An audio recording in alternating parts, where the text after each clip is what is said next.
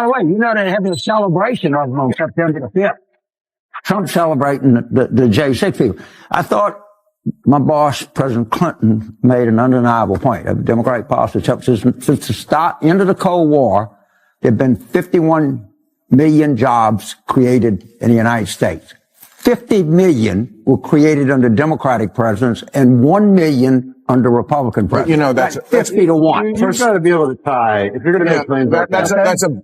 First of all, I love you. I love Clinton. That's a thing to say. Okay. Because as we both know, am I right? Yeah. As we both know, jobs created, it has a lot to do with what the last guy did. Clinton got rid of Glass-Steagall. Did that have anything to do with the collapse in 2008 of the economy? I think it did. So maybe some of the jobs that were lost. I'm sorry. It's just a bullshit thing to say. Bill Maher just torched another woke guest. And oh boy, it was a sight to behold.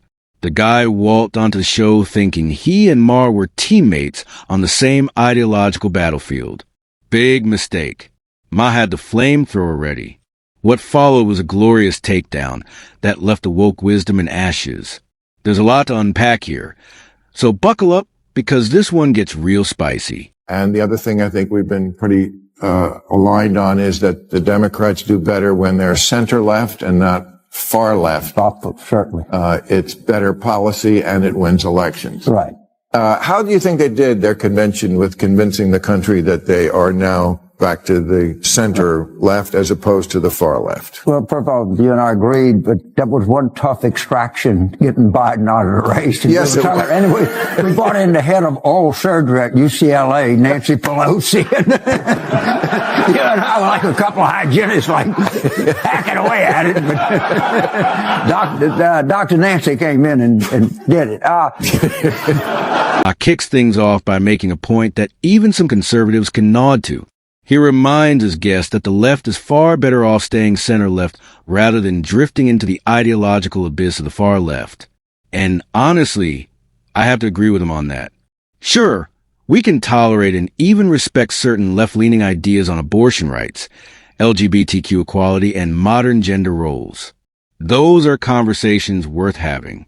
But once the pendulum swings into the extreme, pronoun policing, biological males competing in women's sports, and the idea of children undergoing gender transitions, it stops being progress and starts being madness.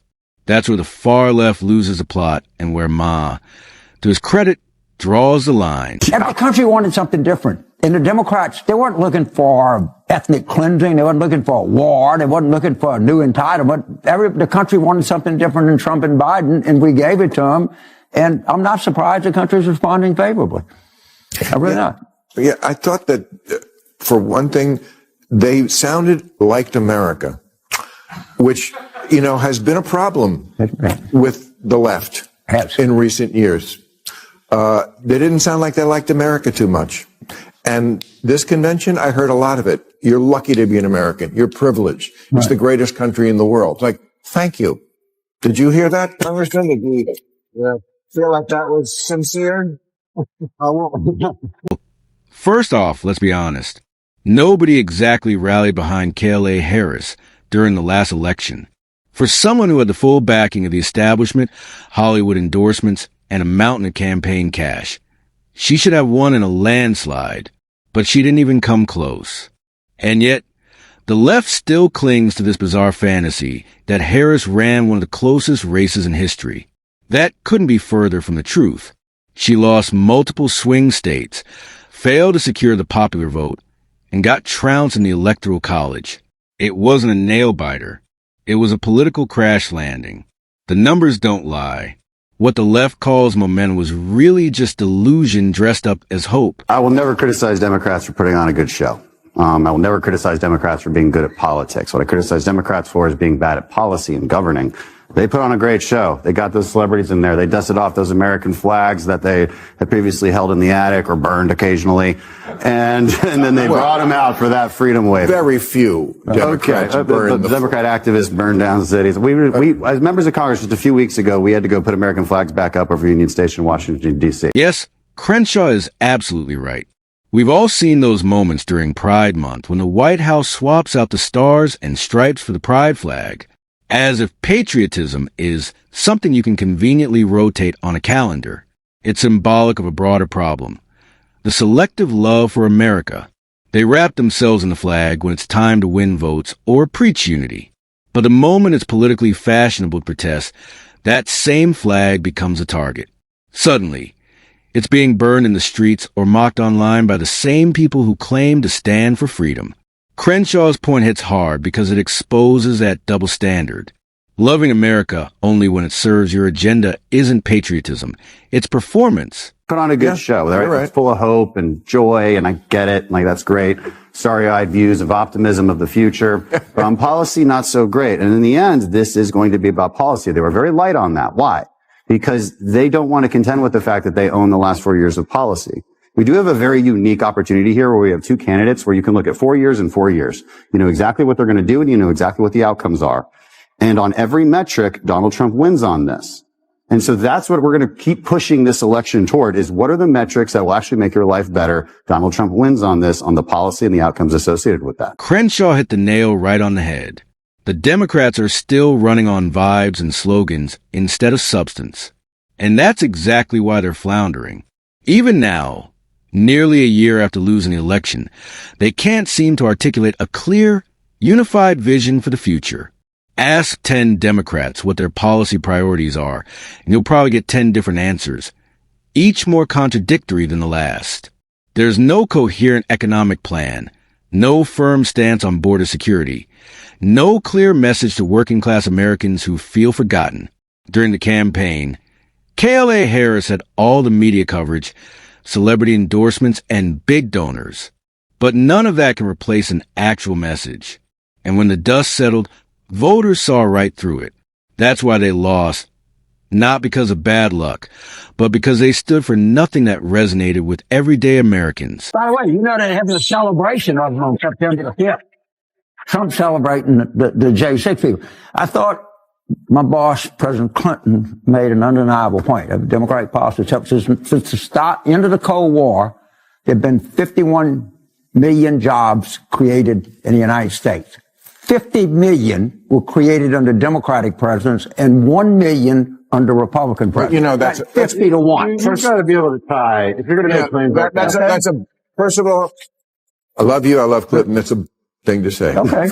Because as we both know, am I right? Yeah. As we both know, jobs created, it has a lot to do with what the last guy did. Clinton got rid of Glass-Steagall. Did that have anything to do with the collapse in 2008 of the economy? I think it did. So maybe some of the jobs that were lost. I'm sorry. It's just a bullshit thing to say. Maher is absolutely right. It's never just about the number of jobs. It's about the quality of those jobs and the real economic stability they create. You can boast about millions of new jobs, but if they're mostly low-wage, part-time, or temporary positions, that's not real progress. What's often ignored is the number of jobs that disappeared during the same period, canceling out much of supposed growth. Under Clinton's economic management in 2008, the numbers might have looked decent on paper, but the foundation was weak. Many of those jobs didn't offer long-term security or upward mobility. The economy was bleeding in other areas, rising costs, stagnant wages, and a housing crisis that was already brewing beneath the surface. So, while the stats made for good headlines, they didn't reflect the lived reality of working Americans. Maher's point cuts through the spin. Job quantity means nothing without genuine economic quality. Got to tie a policy to an outcome. I can tie policies from Donald Trump to outcomes. So you cut taxes, you cut regulations. What does that do? It makes it easier to do business and hire people. So you're going to have job growth. You had 8% wage increase after inflation under Donald Trump before the pandemic. Actually, 16% if you're talking about the lowest quintile of earners. Under Biden, it's been 0.